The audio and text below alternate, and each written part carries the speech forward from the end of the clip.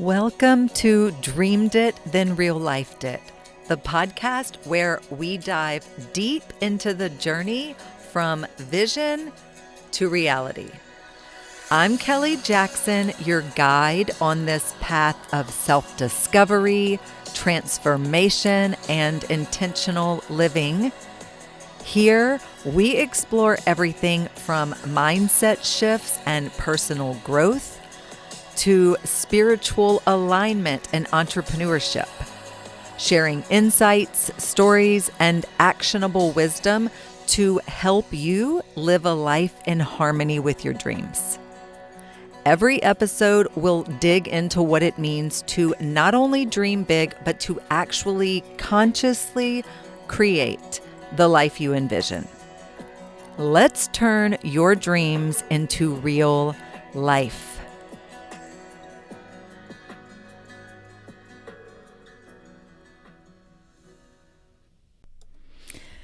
Hello, welcome to the show. This entire episode, the archive arrived exactly on time. It came about as I was harvesting the Festival of Whatchawant, and through that intentional harvesting process, which is what I decided that it would be. I set the intention after the festival. I'm like, I am not going to break down the festival, because that's typically my language. You know, when I do a pop-up, when I do an event, a show, a booth, a market, whatever, I'm like, I got to set up and break down. And I'm like, the festival is different though. This is not me breaking it down. This is me harvesting. And look, my good old dad, he comes through every time. I mean, when I have an event, God love him, he's been doing this for 20 years since I've been doing markets and pop-ups and stuff. The job he never knew he was going to sign up for was being my helper, setting up and breaking down from markets and events.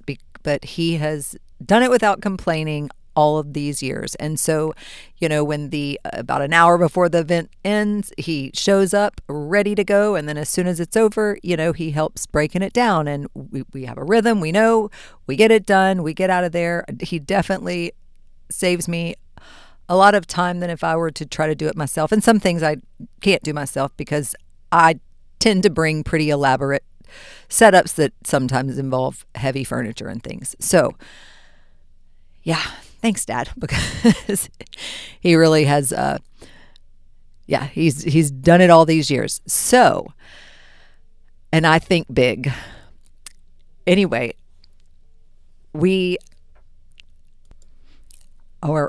I told him that, I said, Dad, because he had every intention of showing up the day after the festival to help, you know, to start getting everything off the walls and brought back to where it came from. And I was like, Dad, I'm gonna harvest the festival by myself, and I'm gonna get everything taken down. I'm gonna get it into piles. I'm gonna organize it, decide, you know, what goes back to the white space, what goes to the art studio, what might have come from home.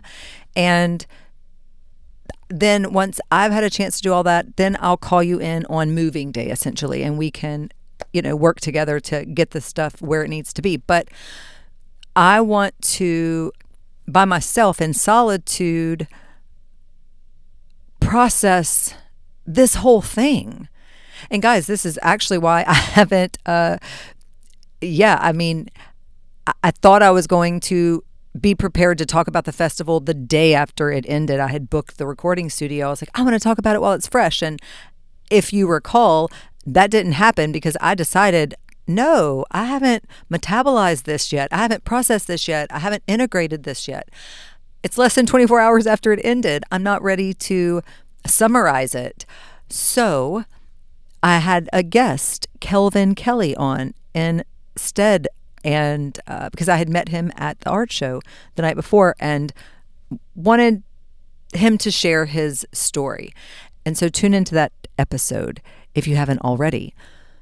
Well, it ended up being the best idea, because every single thing, I got to put it in my hand. I got to feel it. I got to decide what part of the ecosystem does this belong in, what moves forward, what can be repurposed, what worked, what didn't work, what do I want to keep building on. It was just this very intimate, personal experience with my art, with my design, with this world I had just built that did not even exist a month before, and I created this entire world and invited people into it, and now the world was being deconstructed. And it was just a really powerful process, and I recognized that ahead of time, and so that's why I knew it wasn't about, and I'd already expressed to the landlord that I wanted to have additional time to clear the things out, that I didn't want to like have to be out over the weekend, right? And so those arrangements had already been established. So I knew I didn't have the pressure to have to hurry up and do it. And that was important to me because I didn't want to have to hurry up and do it. That's not the vibe. That wasn't the energy of the Festival of Whatchawant. It was embodied. It was aligned. It was life and business alignment. It was literally it was like the embodiment of my work, right? But in physical form. I said this several times that, this is like a physical manifestation of a little corner of my brain and that other people can walk into. And I loved it. And so to get to hold all these little components of my brain, so to speak, and get to decide, where do you go? What story do you have to tell next? And where do you want to go next? And what might you inspire next? And the answer was mind-blowing. It was like so incredible. I don't want to use the word incredible because that's like not credible. It was invigorating. It was like an awakening. It was just so yummy and juicy and good. And I'm so grateful that I honored that, and that I didn't even have the music on or anything in the background. It was truly like being in silence and allowing my hands to touch and to deconstruct this world that I had constructed. And then I became really aware of how much stuff I had brought into the space, because I did this over the course of 5 weeks, one SUV load at a time, And now I've got these more than two, but I've got these 2 significant piles and then other ones as well. And I'm realizing that little by little, I had built this world because I was just each day, a couple trips at a time, and it built up to this. And now I was really, and when it was all in one cohesive world, on the walls, hanging from the ceilings, coming from the floors, like in the back rooms, in around the corner, it was like, it was immersive. But now that it was stacked in piles, it felt, whoa, that's a lot of stuff, and it was a different perspective. So, okay, so all that to say, I'm still not talking about the festival today, even though I did, because I feel like that was the appropriate lead into what I'm going to say now, which is the archive arrived exactly on time. So, through all of the revelations that came during the harvesting, I started being directed back to my own life's work. If you came through the festival, you may have heard me say that this is like a living retrospective of the last 20 years of my creative work. That's not what I necessarily set out to do. It's what ended up happening. And then I was able to correctly identify this is what this is. And then from there, I leaned in and I started recognizing. And so I had that lens on. And then I'm like, okay, what's being revealed to me? I really started asking these questions because I was starting having these intuitive nudges to as I'm coming across this stuff, as I'm handling all my life's work and remembering, man, this is from 2012. And the whole thing I started back in, 2022, or this was this whole, so like all these different things were taking me to all these different, I was like following the path, right? Okay. This core kind of question came up. It was like, what if the reason that I documented my life was never to build an audience? It was to build an archive that my future self would one day need.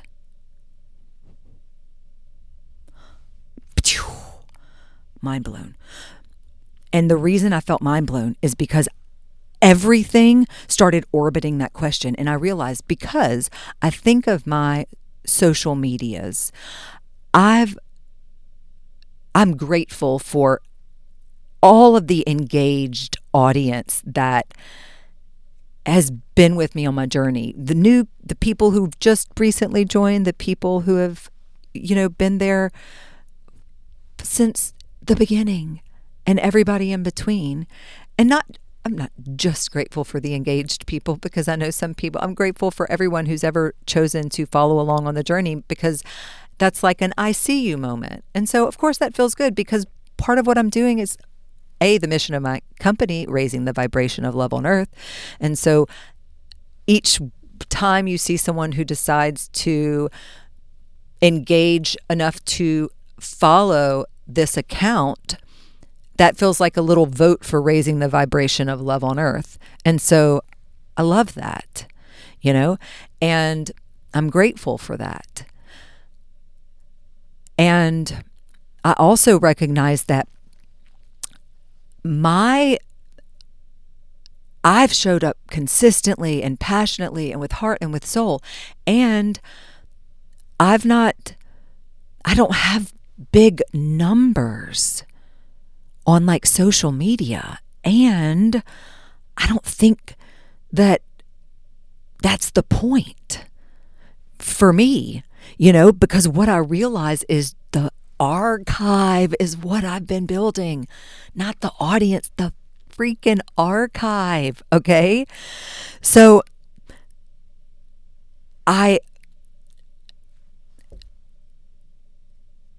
okay. I want to think first, or talk first, about how we can become obsessed with immediate results. We can. Anybody, you, me, the internet can become obsessed with immediate results, right? Like the views, the followers, the sales, the virality of something, the algorithms, speaking of algorithms, if you've tuned in, if you have not yet, or even if you have, I'm going to direct you to a really fantastic episode I have called The Algorithm is a Mirror. And let me tell you what episode that is, because I should have it right here. And then I'll continue my line of thought, because it's still there. But seriously, the algorithm is a mirror. I got my list in front of me. Well, there it is. Okay, episode 34. Yeah, check that out. Okay, so when we think of this whole immediate ROI feeling, but here's the thing. History doesn't always work like that, at least certainly not for me. But the thing I like to think about is what if the value of today's work, so the value of what you're doing right now, isn't even visible until like 10 years from now. But when it ends up being there exactly when it needs to be there. Do you understand what I'm saying? This has repeatedly happened in my life. Okay. And I'm recognizing it now more than ever with the harvesting of this festival. You can be creating things, and you're creating an archive. it is important if you feel called to do it, if it's truly like you're creating from, which is why it can sometimes feel confusing, because you can be pouring your heart and soul into something and it can feel so aligned, and you can be like really intentional about what you're offering and what you're serving and what you're creating. And you can even be feeling like, I'm trying to listen to other people's advice on how to deliver this and package it and deliver it even better so that it's received. And then it can feel confusing because you do feel so aligned and you are taking the aligned action and all of this, why the reciprocity doesn't exist. You don't feel like for what you're putting into it, that's what's coming back. And that can feel confusing. Here's the thing though. What if you're creating the archive, you're building the archive, you're not building the audience. It's not necessarily meant to blow up or go viral or have that immediate ROI. It's building proof that you kept fucking showing up and that you kept being consistent with your message, with your vibe, with your energy, with your work, with your creativity, with your voice. And you did it even when there wasn't applause, and you did it even when there wasn't an engagement. You did it because that's what you felt called to do. And you put it out there, and you kept putting it out there, and you were vulnerable because you were sharing your heart and soul without being validated by everybody on the internet. Here's the thing. Do you understand what I say when I said everything orbits around that original question, that what if, or the core question that kind of dinged for me was that you're not documenting. What if you weren't documenting to build an audience, but to build the archive that future self would one day need? So you and future you are the same.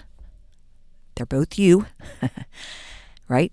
Different timelines. They're both you, and or the same timeline, different points on it. Okay. That little wrinkle in time, that little, when you're like, I know this feels like the right thing to do. Oh, yeah, lean into that. That's future you. You're like, y'all are working together. Okay.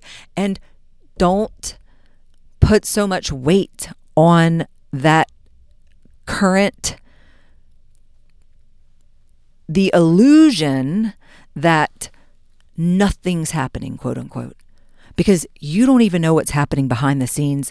Things are working out for you that you're not even aware of. Okay. Your name is being spoken in rooms your feet have not yet stepped into. And so you have to, or when you can, approach your own work saying, I don't need the audience.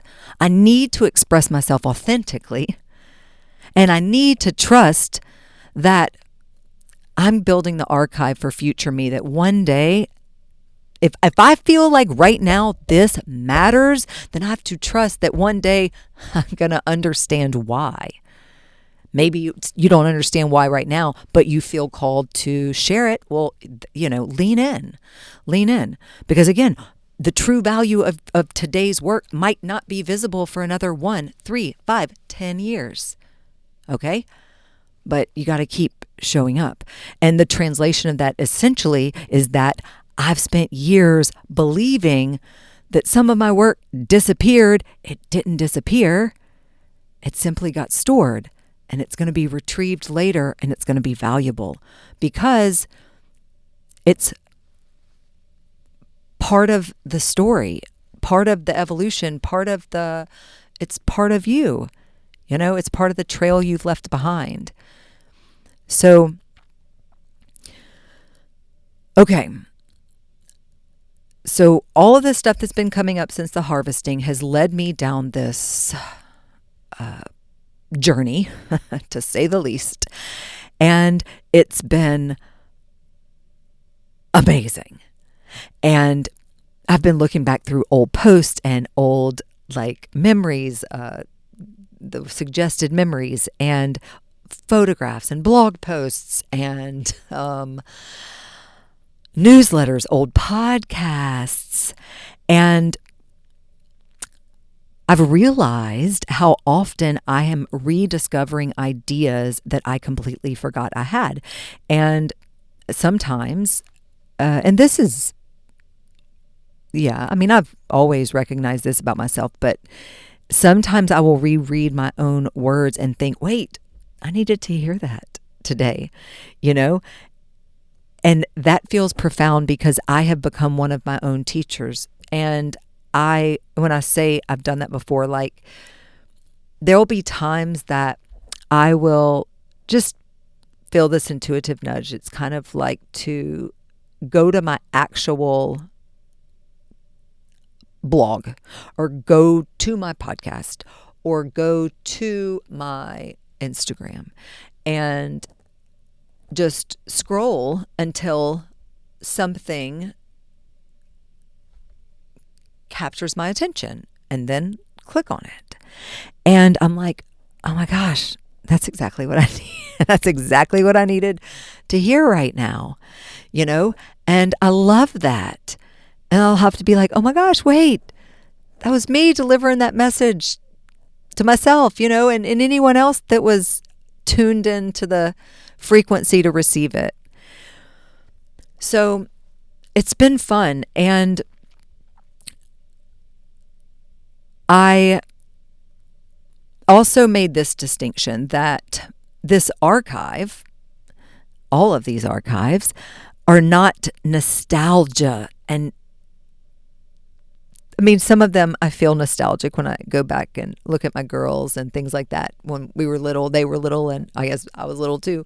But beyond that, it's evidence. It's evidence.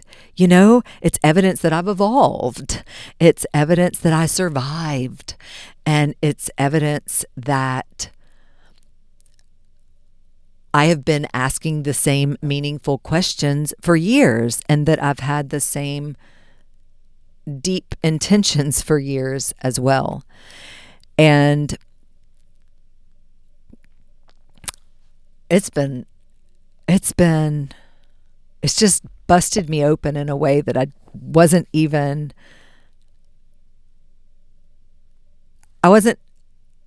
looking for this. It was like, I'm so grateful. I wasn't looking for it, but I recognized it when it arrived. Okay? We're going to leave it there. So I want you to zoom out now. I want you to zoom way out. And I want to talk about essentially 20 years of Whatchawant. Okay? So all of the work that exists in people's homes, other people's homes, thousands of pieces, okay? So pregnancy announcements, wedding pieces, birth statistics, milestone boards, first day of school signs, last day of school signs, holiday traditions, ornaments, things like that, family portraits, nursery artwork, custom lettering, business logos, menus, hand-painted gifts, things people probably don't even think about anymore. And that's because they've become part of the family, okay? Like my work isn't sitting in a gallery. It is hanging over cribs, and it is tucked inside of baby books. Some of it I used to make vintage keepsake boxes out of old suitcases, the old hard shell ones with the baby stats and like a quote, and I would line them with fabric and stuff. So like they're literally holding all of the cherished memories of children all over the world. It's framed in hallways. It's sitting in family photo albums. It has just been becoming part of people's histories. That is incredibly powerful. And I'm honored and grateful that they trusted me to help share their stories, and that I followed that path, because wow, how cool. How cool. Like, to get to know that, because essentially what I was doing was working with people. I've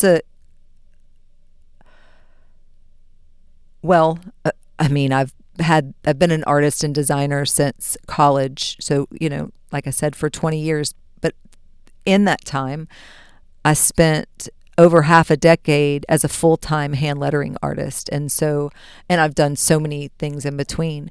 But during that time, when Etsy was my main platform, that's when I specialized in milestones and the important moments in people's lives, proposals, engagements, pregnancies, births, deaths, all kinds of things like that, adoptions, right? And so, okay, so while I'm reflecting on all this, this delayed story prompt. So I had a gal reach out this year. I'd done back to school, first day of school boards for her children when they were just starting school. And now they're going to high school, and she wanted to make a different, she's like, can I order these still and make them a different size? Because, the kids are different sizes now, but she still wanted to carry the tradition on. And I do not currently operate my Etsy store anymore and do all of those custom orders. However, I have clients like that the returning ones, like I've got one, I've just did her daughter's 13th birthday board, so officially a teen, and I've done it every year since her first birthday board, and I have clients like that who, of course, they want to keep the tradition going, and we keep it going. So I honor those relationships. So when I got this request on Etsy from this previous customer about the back to school boards, it kind of I had this delayed story prompt realization.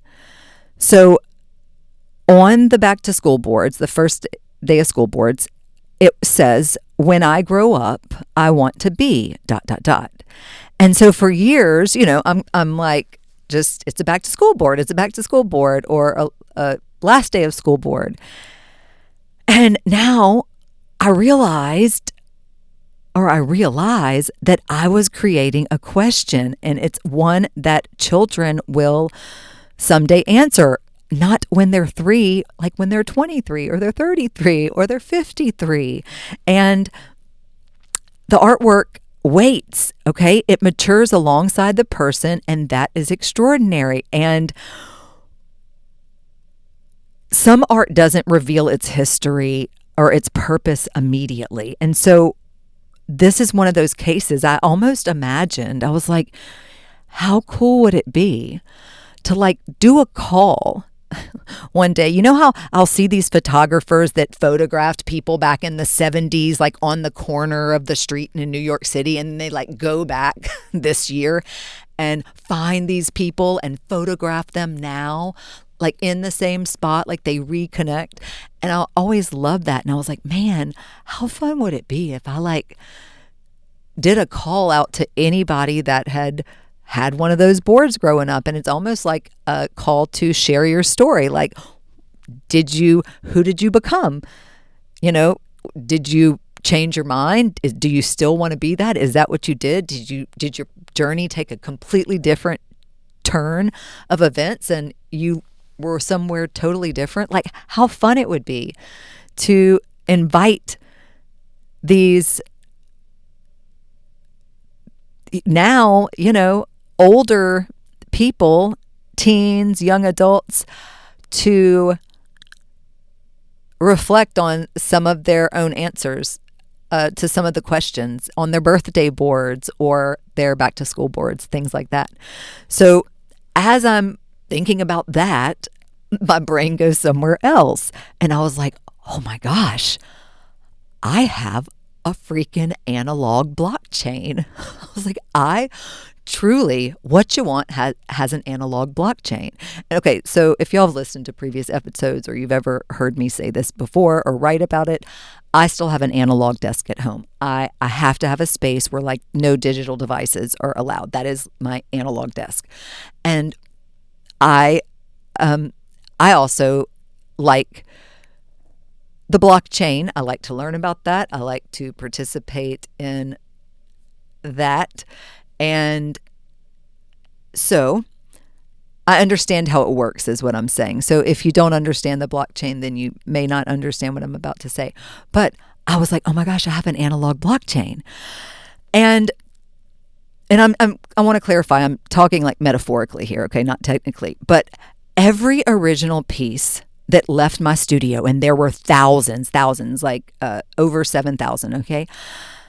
It travels to 5 different continents, over 24 different, it was maybe 25 or 27, I just don't remember exactly, but it was over 24 different countries, every state in the United States, right? So all this artwork that was just going out into the world, and it travels, okay, into a house, a move, a child, a new wall, an inheritance, another generation. No central institution controls it. No museum, no archive, no database. Okay, instead, I have thousands and thousands of individual families who became the keepers.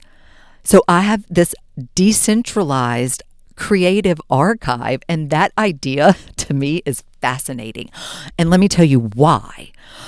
What I think triggered this revelation, if we want to call it that, because the World Cup had been going on, and I had seen that.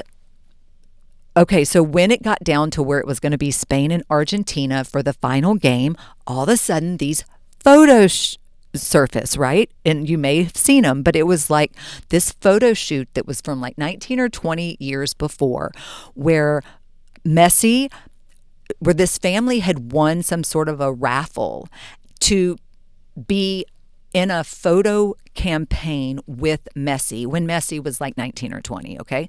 So this family wins. Their 5-month-old baby is like, I don't know, in a bucket. It was, or I don't know, a pail or something, but it's like in a photo shoot with Messi. So there's this 19, 20-year-old Messi, there's this 5-month-old baby, and it all happened from a raffle. And then, I guess nobody thinks about the pictures. Then all of a sudden, that 5-month-old baby ends up being Yamal, who is playing Messi for the World Cup final. And so these pictures resurface and this story resurfaces. And all of a sudden it's like, oh my gosh, like their paths crossed 19, 20 years ago. And now here it is again. So that was like already in my mind. And I was like, what a fun story. Like, that's so neat. And so then this whole analog blockchain idea, I was like, oh my gosh, I really have this decentralized archive, creative archive of thousands of pieces that could, at any time, who knows what the connection may be down the road to like these babies who grew up next to my art, something that I hand painted with love and intention and care for them. Like, oh my gosh, I was photographed next to her art every month my first year of life. Like I get a little choked up thinking about that, because to be able to have some sort of call down the road, I don't even know what it might be, but a call for these people to, I say these people, whoever it may be, to just see who are you now? And I love it. I love it. So, okay, I want to switch gear a little bit because I had a couple ideas of things I wanted to cover today in this episode. And one of them was this idea of being like quietly embedded. Okay? Like, just embedded. And I want to talk a little bit about fame, because I have this is something that I reflect on, because sometimes we're taught that success means millions know your name. Do you know, I just saw a thing that colleges are now making influencer something that you can major in. Okay, so let's look at it from that perspective. So there's this idea or belief that you have to be an influencer, that you really have to be skilled at building a big audience, because that shows that you're reaching all these people and that you have all this influence and things like that. Okay. So, and I'm not minimizing influencer. I'm not minimizing the influencer or creator, any of that. I'm going to talk about something different though. So in that case, if you're taught that like success means millions of people know your face, know your name, okay. I'm like, what if success looks different than that though? And I believe it can. I believe it does. It can look both ways depending on what your intentions and what your goal and what you want. But for me, I'm like, well, what if instead of strangers recognizing me, my work is like quietly being woven into thousands of ordinary lives? And the art isn't famous, so to speak, but it's familiar, and there's a huge difference. It's not, maybe people don't admire it. They live with it and they pass it every morning and they celebrate around it and they photograph birthdays in front of it. That's a completely different kind of cultural impact. And so, can you say that one is successful and one is not? And if so, by what standards are you coming to that conclusion? And look, this is not an argument for one being right and one being wrong at all. It's just providing another perspective on something that I have personally reflected on. Because, and some of my dear friends know that, like, even though I've been consciously working to heal any visibility wounds I have so that I'm more confident being visible, I still really, really, really, really, really love my privacy. And I really love, being able to go somewhere and everybody doesn't know who I am. I mean, I treasure that, I love that. So yeah, this is just something that all right. Okay.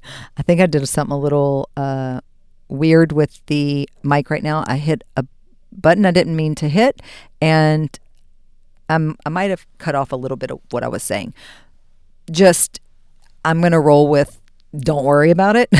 It's all good. Anything I would have said or got cut off, it's fine.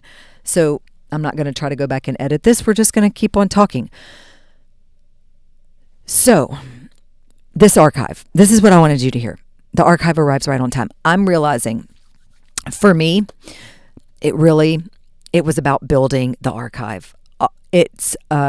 There may have been times along the journey when I felt, whether it was an external pressure or an internal pressure that I was creating for myself, where I may have felt like, isn't the goal of what I'm supposed to be doing to create a audience that's, wider, more expansive? Because naturally you feel like the wider, the more expansive your audience, then the more expansive your message. And if my message is, and my mission is raising the vibration of love on earth, then naturally I feel like the more people that are there to receive the message that resonate, it feels like, isn't that the point? And what I realize is, I don't know that was the point. Not for me.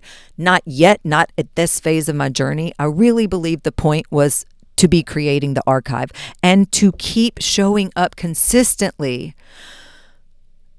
even without the external proof, the external validation, the external applause, to keep showing up anyway.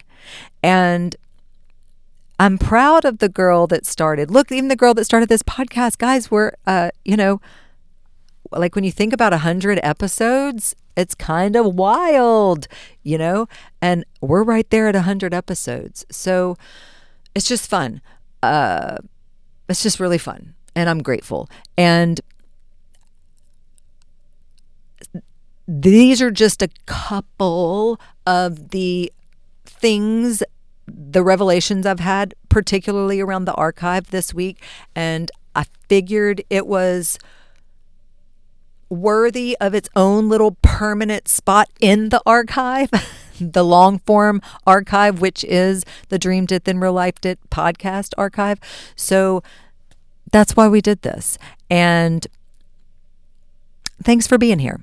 Be sure to invite a friend or somebody that you know to listen to the podcast, and be sure that you're subscribed so that it's always easy to access your favorite episodes and things like that. And take a screenshot, share it on your stories, let people know about Dreamed It Then Real Lifed It. And I'll see you next week. Bye-bye.